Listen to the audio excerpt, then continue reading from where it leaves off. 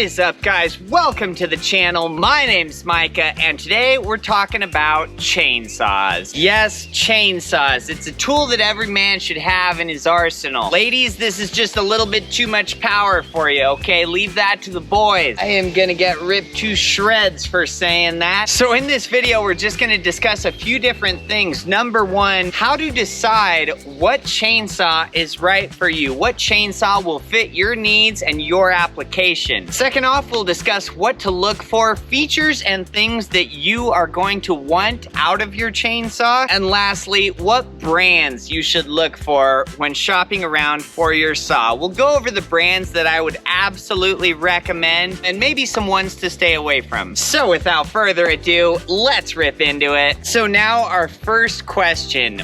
What chainsaw do you need? You know, do you have a task at hand, something right in front of you that you need to cut? Or are you just getting a chainsaw because you want to be able to cut different wood for firewood, take down trees, clear trails and paths? Do you want one for different art and woodworking projects? There's a lot of different reasons that you may want or may need a chainsaw. So there's a couple different factors that will come into play in deciding what's the right saw for you, but the most important one where we'll start is going to be the bar length. So your bar is this arm that extends out that your chain rides around. So picking the right bar length on your saw is the first thing that you're gonna want to do. Now the rule of thumb here is that you want your bar length to be 2 inches longer than the widest log that you're gonna regularly be cutting. Now I say regularly cutting because of course you're gonna come to that large tree that came down or that large stump that is going to far exceed the length of your bar. In which case you're just gonna come at it, you're just gonna make 2 cuts, right? To take down that stump, that tree, cut that log. And now that frequently happens to me,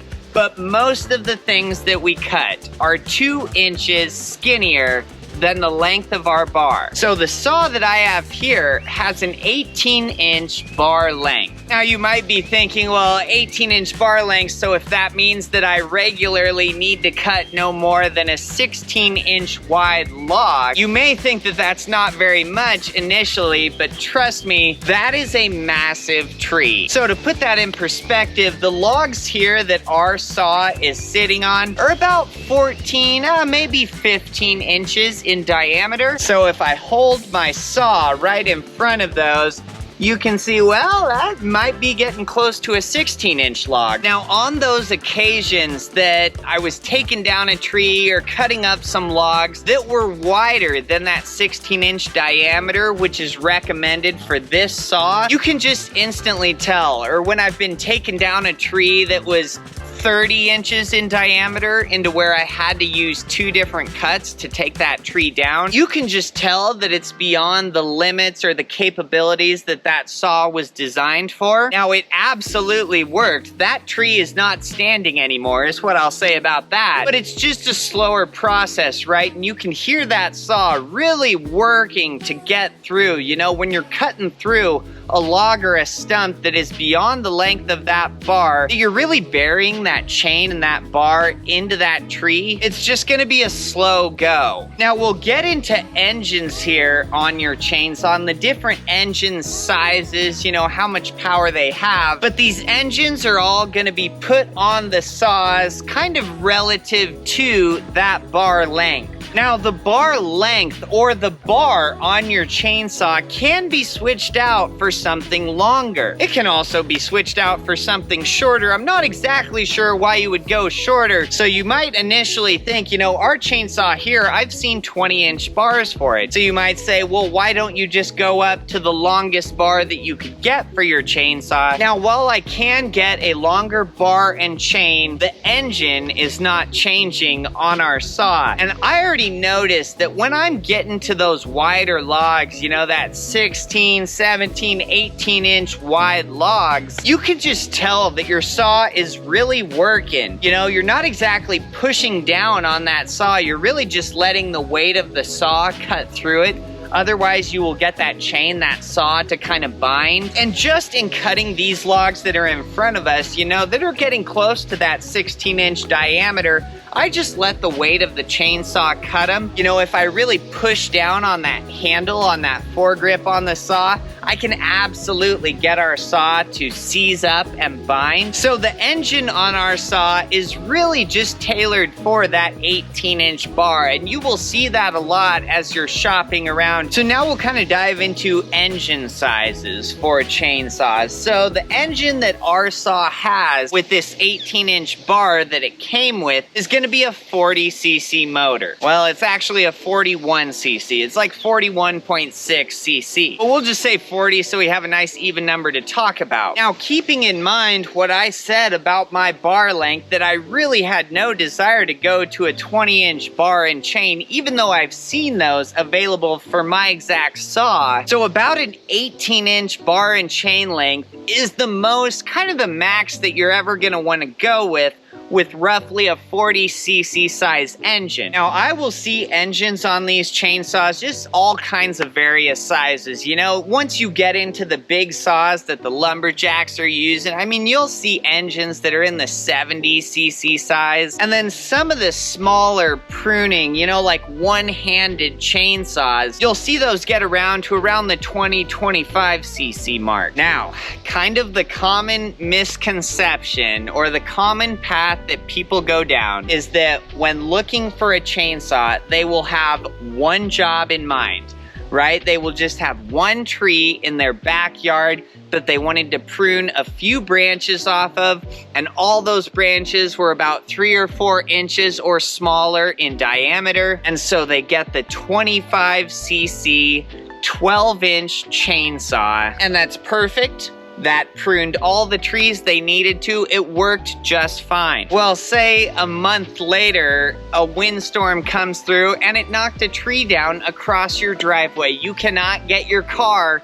out of your garage with that tree there. Now, while their little chainsaw was enough to prune all the trees that they needed to, the task at the time, it will absolutely take forever and a day for you to saw through and get that tree off of your driveway. It may not even get through them feasibly. It's just really gonna work the saw. It's really gonna work you. And at the end of the day, it's just gonna look like ultimate chainsaw amateur hour. So just do not make that mistake, guys. You know, when you're talking about chainsaws, I mean, depending on what saw and what brand you're looking at, you're talking about spending, you know, hundreds of dollars. So the last thing that you wanna do is get a saw that is not gonna be able to do everything that you encounter. Now, I say everything that you encounter, not everything you anticipate, because the unanticipated, the unexpected is gonna happen. My neighborhood a few weeks ago was a prime example of this. A big storm came through, just massive trees down everywhere. Now, something worth mentioning, which is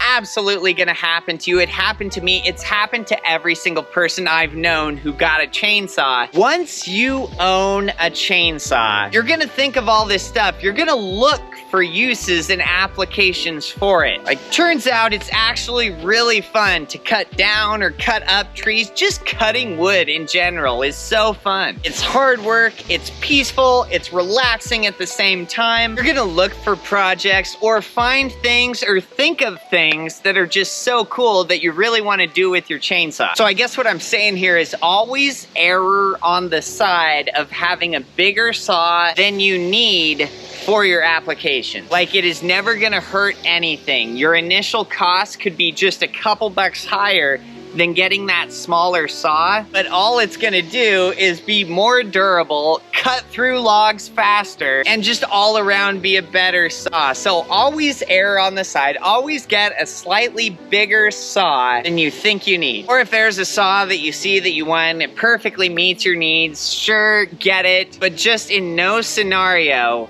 buy a smaller saw than you think you need. Don't get the smaller chainsaw because it was on sale, because it's a good deal. There's probably a reason it's on sale. It's because everybody is finding out that they need more or want more than that small saw. So just to recap those engine sizes with bar length, as kind of just a rule of thumb, you know, a 40cc engine, I would not have more than an 18-inch bar length. 30 to 35cc engine, we'll say 35 would be a good 16er. And then once you get down to those 12-inch saws, you know, a lot of those you'll see with a 25 to 30cc engine. You know, for smaller stuff like that, the 25's probably gonna be okay. So now lastly here, I'm gonna go over what brand of chainsaw that I would recommend. You know, the last thing that you wanna do is get a chainsaw.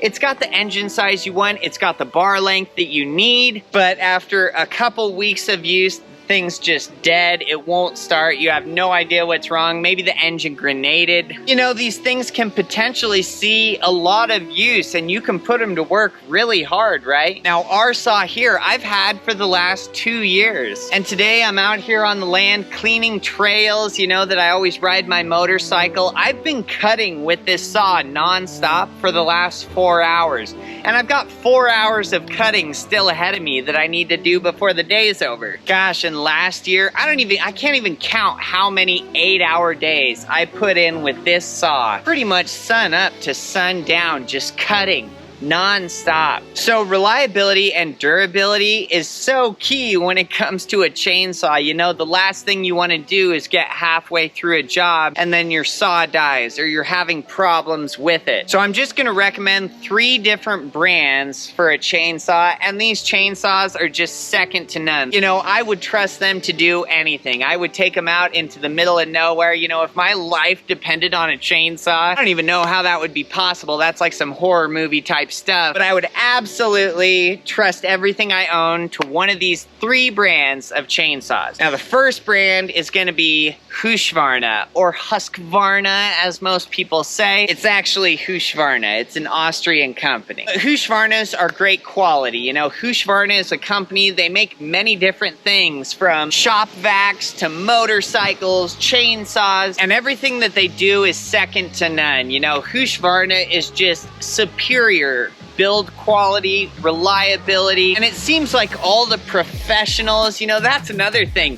Look at what the professionals use. They know what's good and they're gonna buy the best stuff. And it seems like all the professional lumberjackers, woodcutters, firewood sellers, all the ones that I have seen use Husqvarna. And it's gonna be a classic, you get what you pay for. You know, those Husqvarnas are gonna be a little bit more than some of your other cheaper brands that you will see out there, but they just make a saw that's never gonna give you any problems. It is gonna be probably the best quality saw you could possibly buy. And good brands of chainsaws, good quality saws hold their value actually. So I've owned this saw for 2 years. I paid $300 for it 2 years ago. And I absolutely promise you, if I put this on Facebook Marketplace today, for 200 bucks, it would sell within the hour. So a good brand of saw, a good quality saw is not only gonna make your life easy and make light work of whatever you put it to, it's gonna hold its value. So if you ever wanna switch saws or upgrade down the road, having that good brand of chainsaw is gonna pay off. So I would make that greater initial investment to get a better brand saw always. Second brand that I would absolutely recommend and trust to do any job flawlessly is gonna be Stihl. I mean, Stihl has absolutely built a name for themselves in the chainsaw community. I mean, a lot of people think that Stihls are the #1 brand, the best quality chainsaw in the world. You know, they make awesome quality saws that have proven themselves to be reliable. There is plenty of professionals that only use Stihls, that religiously only buy Stihl products. So it's easy to feel great about buying a Stihl. It's easy to feel good about recommending one. My brother has a Stihl, loves it to death. The thing is just a workhorse. So Husqvarna and Stihl, amazing amazing, amazing brands. The third one that I'll mention is actually the brand of our saw here, and that's gonna be Echo. You know, Echo, again, is another company that makes a variety of products, you know, from your chainsaws, your weed eaters, your leaf blowers. You know, it's just another brand that is known for exceptional quality and reliability. Now, me personally, I have the most experience with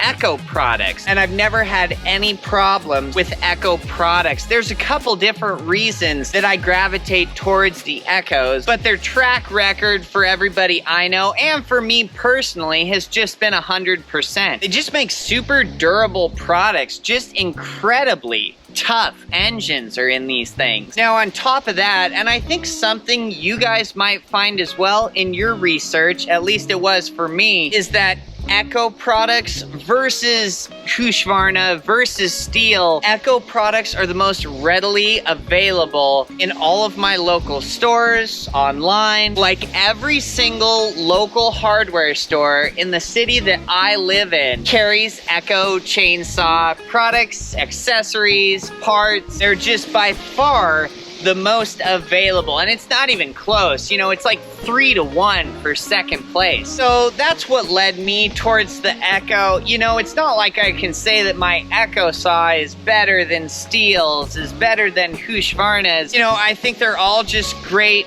products. At the end of the day, I think those are the three best brands that you could possibly go to for a chainsaw. But with the parts, accessories, everything I need for the saw being so readily available, and on top of that, my personal experience that Echoes have just been 100% reliable for the years that I have used them, that just seemed like a no-brainer for me to go with an Echo saw. You know, at the end of the day, when it comes down to all these different chainsaws and all these different brands that make them, you know, I truly think that around the 40cc size motor and the 18-inch bar length, I think that's just kind of the saw and the size that, you know, the average Joe needs. That 40cc motor is enough to blaze through anything you put it to. That 18-inch bar length is more than enough for 90% of people. You know, this saw is tough enough, that motor is strong enough that when I come up to that tree or that trunk, that log, that stump, 30+ inches in diameter. I mean, we're talking massive trees. Even though that's not the regular size of wood that I'm cutting, this saw is more than enough to come at that with 2 cuts and take it down. But yeah, guys, that is kind of just the basics of